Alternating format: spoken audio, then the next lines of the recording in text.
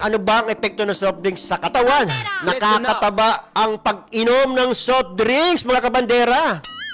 O, yan ha, yung mga gusto magsitabaan. Ayan na po. Para sa mga health conscious, lalo sa mga nagpapapayat, ito ay may taglay na mataas na level ng calories at sugar na hindi maganda para mapanatili ang fit at sexy figure ng katawan. Nako, nakakataba nga.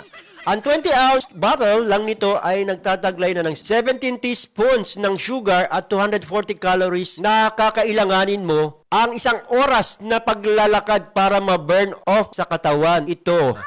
O, kita nyo mga kabandera. Ngunit dahil masarap ito, lalo na sa mainit na panahon, tiyak na sasabihin na meron naman daw diet soda. Kaya, okay lang, parang ganun. Yun naman. Kaya, pagkat diet soda, hindi na e-epekto. Para mali naman yata yun no? Sa tulong ng diet soda ay inakala mo pwede mo mag-enjoy ang enough dust ng caffeine with 0% sugar na swak para sa iyong diet at goal na pagpapapayat sa araw. Mukhang ngang mali yun Soda pa rin yun, mga kabandera. Kahit sabihin mong zero, diet zero, okay. Tuloy-tuloy pa po natin, mga kabandera. Maaari rin itong magdulot ng cancer sa katawan. Nako, Diyos ko po, ito na ang nakakatakot. Cancer na pinag-uusapan dito, ha? Ayon sa isang pag-aaral na ginawa ng isang sikat na university sa ibang bansa, ang madalas sa pag-inom ng diet soda, di umano ay mas nagpapataas ng tsansa maging overweight. Ayan, doon sa mga kabandera dyan, kung gusto tumaba, ito, gawin ninyo. Subukan nyo lang. Dagdag pa ang artificial sweeteners na taglay nito na may kaugnayan sa iba't ibang mga sakit kasama na ang nakakatakot na cancer. Ayan cancer na nga ang maaring maging epekto sa ating katawan Tunog na nakakapayat man, pero ang mga diet soda ay may nakakatakot na epekto sa ating katawan, lalo na sa mga kababaihan. So ayan sa ating mga nakikinig dyan ng mga kababaihan. Ayon sa isang pag-aaral, ang pag-inom ng 2 o higit pang sugary sodas sa isang linggo ay nagpapataas ng tsansa ng isang tao hanggang 87% na magkaroon ng pancreatic cancer. Parang grabe pala, no? Tumataas rin ang tsansa ng isang babae na mahilig uminom ng soft drinks na magkaroon ng endometrial cancer. Nako. O cancer sa inner lining ng uterus. Ayan, sinasabi natin. Parang may kilala yata akong ganito na babaeng mahilig uminom ng soft drinks. Baka nanonood din yata to, nakikinig sa ating programa. Tigil-tigilan mo na may pag-iinom ng palaging pag-iinom ng soft drinks. Hindi naman pinagbabawal. Pero hanggat maaari, huwag naman masyado.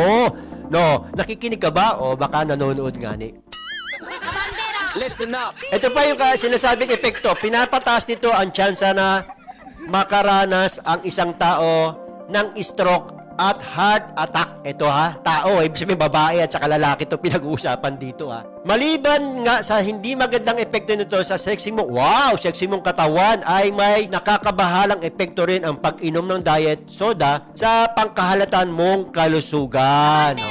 Ayon din sa pinakabagong pag-aaral na ginawa nga ng isang sikat din na association, ang pag-inom ng 2 o higit pang artificially sweetened drinks gaya ng diet soda ay mas nagpapataas ng tsansa ng isang tao na magkaroon ng clot-based stroke. Alam niyo na, yung kanina, yung sabi mo, UTI, tapos kanina, pwedeng heart attack, pwedeng cancer, paulit-ulit na natin sabihin to Eto ngayon, ang sinasabi naman, clot-based stroke, mga kabandera. Mas tumataas pa nga raw ang tsansa na magkaroon ng mga banta sa kalusugan na ito ang mga babaeng walang history ng heart disease o diabetes at mga babaeng overweight o obese. Obese to, yung mataba. Kabandera! Listen up! Ito ay kanilang pag-alaman matapos pag-aralan ang higit sa 80,000 postmenopausal na kababaihan sa US. Ang mga ito ay tinanong kung gaano kadami at kadalas silang uminom ng diet beverages sa nakaraang 3 buwan. Kabandera! Listen up! Ito pa mga kabandera. Pang-apat, pinapataas din ang pag-inom ng soft drink ang tsansa ng isang tao na magkaroon ng kidney stone. Oo naman. Kaya minsan pag may nakakaramdam kayo, may mga simptomas po na mga pagsakit ng kidney, lalo na yung merong sa likod, merong sa gilid. So yan, may mga, pag ganyan eh, madalas kayo nakakaramdam ng mga ganang sakit na, senyales na po yan, ha? At magpatingin na kayo sa doktor. Listen up. Baka nga nasobrahan na kay soft drinks. Lahat ng sobra nakakasama naman. Oo naman talaga yan. Kahit yung sobrang pag-ibig eh, nakakasama rin yun eh. Yun lang. Bakit napunta tayo doon sa pag-ibig? Ang pinag-uusapan dito, soft drinks eh. Listen up. Maliban sa mga sakit nito, ang pag-inom ng diet soda ay nagpapataas ng chance na magkaroon ng kidney decline. Dahilan para hindi maayos na pag-function ng mga kidneys. Ito ay ayon sa isang pag-aaral na ginawa ng isang sikat na medical school sa mahigit 3,000 kababaihan. No? Listen up. Maaari ito magdulot ng damage sa ating DNA at maging dahilan ng pagkakaroon ng allergic conditions. Marami nagpapatunay sa delikadong epekto ng soft drink sa katawan. Ang mga diet soda ay nakocontain ng mga mold inhibitors ng sodium benzoate o potassium benzoate. Ang mga chemicals na ito ay maaaring magdulot ng severe damages sa DNA. Sa mitochondria ng isang tao, ito ay halos kaya nitong magdulot ng DNA inactivation, no? Pati DNA pala pwedeng maapektuhan nitong labis na pag-iinom ng tinatawag nating mga soft drinks. Listen up. Dapat yung ating mga magulang dyan, kung yung ating mga anak ay bata-bata pa, nawiwili na sa pag-inom po ng soft drinks, ay pagbawalan na po natin yan. At kung yun doon sa mga nakakaranas na naman gano'n, na nagpatingin na sa doktor at alam na po, dapat pagsabihan nyo na, o dapat huminto na kayo kung gusto nyo pang mabuhay ng matagal. Ang preservative din ay napag-alamang may kaugnayan sa sakit ng hives, asthma at iba pang allergic conditions. Ito ay ayon sa Center for Science in the Public Interest. Listen up. Ito ay nakakasira rin ng ating ngipin. Ang pag-inom ng diet soda ay maaari makapagbawas ng maganda nating ngipin at maganda nating ngiti. Maba, oo nga naman. Dahil ang tagline nito na phosphoric carbonic acid ay kayang tanggalin ang enamel sa ating ngipin at gawin itong vulnerable sa tooth decay. Maaari din ito maging dahilan ng pagkakaroon ng fatty liver disease. Ano ba yan? Fatty liver, kaninang ngipin. Ano ba yan? Listen up. Ang soft drinks ay nagtataglay rin ng mataas na level ng fructose, ang ginagamit na pampatamis sa inumin. Kapag ang ating katawan ay nasobrahan ng intake ng fructose, maaari nito ma-overload ang ating atay at maaring mag-transform bilang taba or fat. Ang iba sa fat na ito ay magiging blood triglycerides, habang ang iba naman ay maaring maiwan sa iyong liver o atay at pagsimulan ng non-alcoholic fatty liver disease. Ayan ha. Ito pa mga kabandera, ang pag-inom ng soft drinks ay hakbang din sa pagkakaroon ng type 2 diabetes. Anak ko, Diyos ko po. Lahat na yata.